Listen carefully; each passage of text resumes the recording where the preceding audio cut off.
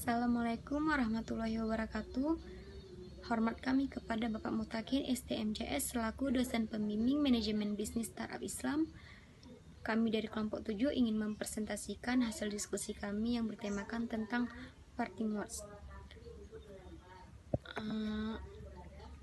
Sebelum saya melanjutkan ke materi, saya ingin memperkenalkan nama anggota kelompok saya yang bernama Syahrudin, Seri Rezeki saya sendiri, Tia Risnaini, Yuni Risma, dan Cahaya Jurah. Dalam buku ini ada beberapa poin. Yang pertama itu kata perpisahan. Dalam buku ini kata perpisahan, kebanyakan saran startup cenderung berfokus pada tahap paling awal. Tetapi begitu Anda membangun produk yang sukses, Anda dan rekan pendiri Anda harus mengalihkan perhatian Anda untuk membangun perusahaan yang sukses pula. Namun, ketika Anda tumbuh dan mulai mendapatkan pijakan, Anda akan membutuhkan lebih banyak orang. Dalam kuliahnya di Stanford University, Sam Altman menjelaskan bahwa ini adalah awal dari perubahan terbesar yang akan dialami perusahaan Anda. Begitu Anda mulai memperkerjakan 20-25 karyawan dan menemukan kesuksesan pasar produk, pekerjaan utama Anda beralih dari membangun produk hebat ke membangun perusahaan hebat, dan itu tetap selama sisa waktu Anda. Ini mungkin perubahan terbesar dalam menjadi seorang pendiri. Terima kasih. Selanjutnya akan dilanjutkan oleh teman saya. Teman-teman, selanjutnya dalam parting words ini ada beberapa poin yang dijelaskan dalam buku ini. Yang pertama adalah manajemen. Nah, dalam buku ini dikatakan saat Anda baru saja menjalankan 12 atau 24 bulan pertama perusahaan Anda, tidak masalah jika semua orang melapor kepada pendiri. Tetapi begitu Anda mendapatkan kantor dan perusahaan Anda mulai berkembang menjadi beberapa departemen, Anda harus membuat struktur manajemen yang baru. Nah, di sini pada poin manajemen, umumnya semua perusahaan menggunakan manajemen yang baik ya. Baiknya manajemen, maka baiklah kinerja perusahaan. Itu yang pertama. Selanjutnya ada bad delegation atau delegasi buruk. Buku ini menjelaskan bahwa gaya kepemimpinan Anda seharusnya tidak meminta seseorang untuk melakukan penelitian dan kemudian kembali kepada Anda dengan informasi yang menjadi dasar keputusan akhir Anda. Nah, di sini sangat dilarang bahwa kita mendelegasikan kepada seseorang untuk melakukan penelitian terhadap hal-hal yang berkaitan dengan perusahaan kita. Yang selanjutnya adalah tidak mengembangkan sistem produktivitas pribadi. Ini dijelaskan tahap awal startup Anda adalah waktu utama untuk mulai memutuskan cara terbaik bagi Anda untuk bekerja secara pribadi. Anda perlu memastikan bahwa Anda menjaga prioritas Anda sambil juga mengawasi pekerjaan karyawan Anda. Nah, di sini dijelaskan bahwa sama-sama dalam menjalankan usaha kita. Ini akan dijelaskan kepada teman-teman berikutnya. Produktivitas perusahaan. Produktivitas itu sendiri merupakan perbandingan antara output yang dipakai dengan input yang diberikan. Artinya, produktivitas itu sendiri merupakan hasil dari efisiensi pengolahan input atau penggunaan input seminimal mungkin dibandingkan efektivitas pencapaian sasaran atau pencapaian sasaran semaksimal mungkin, sehingga kesimpulannya adalah efektivitas dan efisiensi tinggi menghasilkan produktivitas yang tinggi. Altman mengatakan, di masa awal kamu memulai, tidak perlu berusaha untuk fokus pada produktivitas, karena tim kecil secara alami lebih produktif. Namun, sering pertumbuhan tim Anda ini akan menjadi prioritas. Sasaran dari semua perencanaan produktivitas ini adalah kamu mencoba membangun perusahaan yang menciptakan nilai dalam jangka waktu yang lama, dan jangka waktu yang lama itulah yang penting.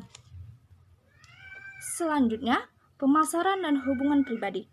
Pemasaran itu sendiri adalah kegiatan yang dilakukan oleh perusahaan untuk mempromosikan suatu produk atau layanan yang mereka punya.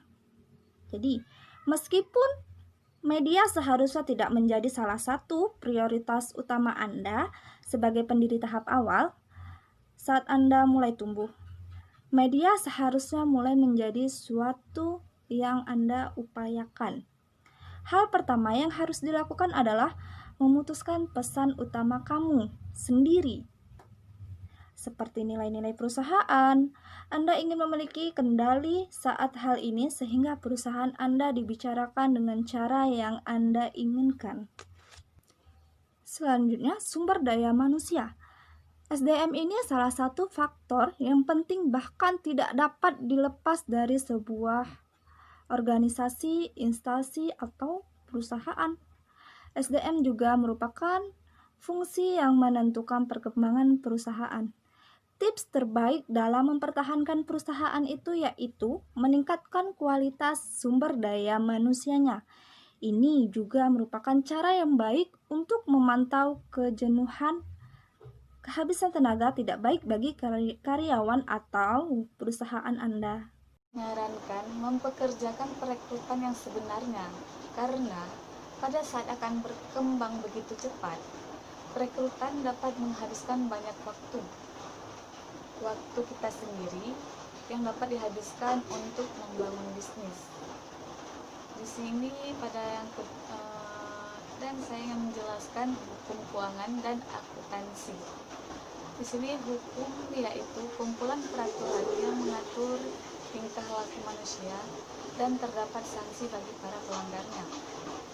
Sedangkan keuangan yaitu sebagai alat mempelajari individu, bisnis, dan organisasi meningkatkan, mengalokasi, dan menggunakan sumber daya moneter sejalan dengan waktu.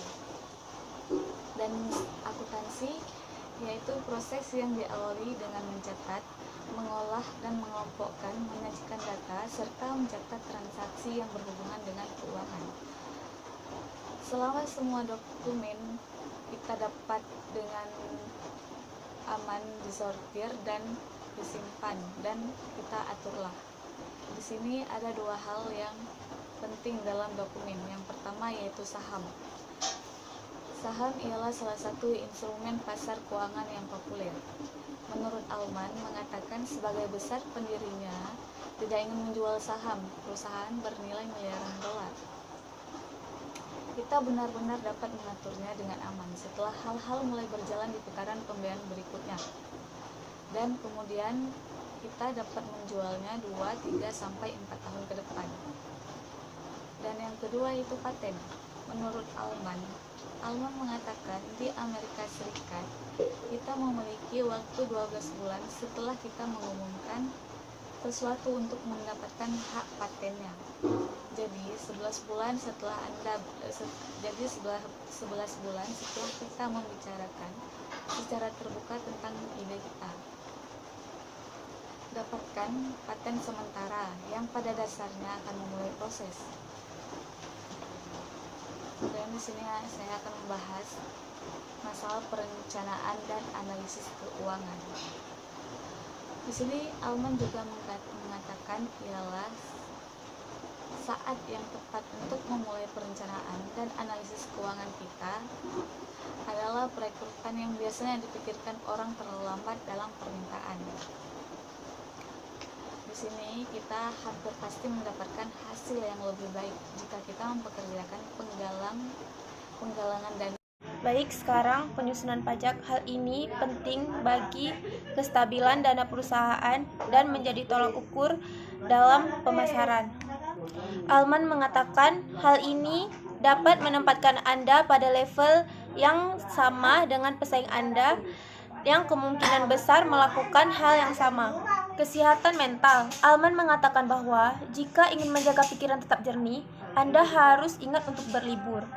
Jika Anda kehilangan fokus, Anda akan lari dari tugas-tugas yang memuaskan diri sendiri yang tidak memajukan bisnis Anda.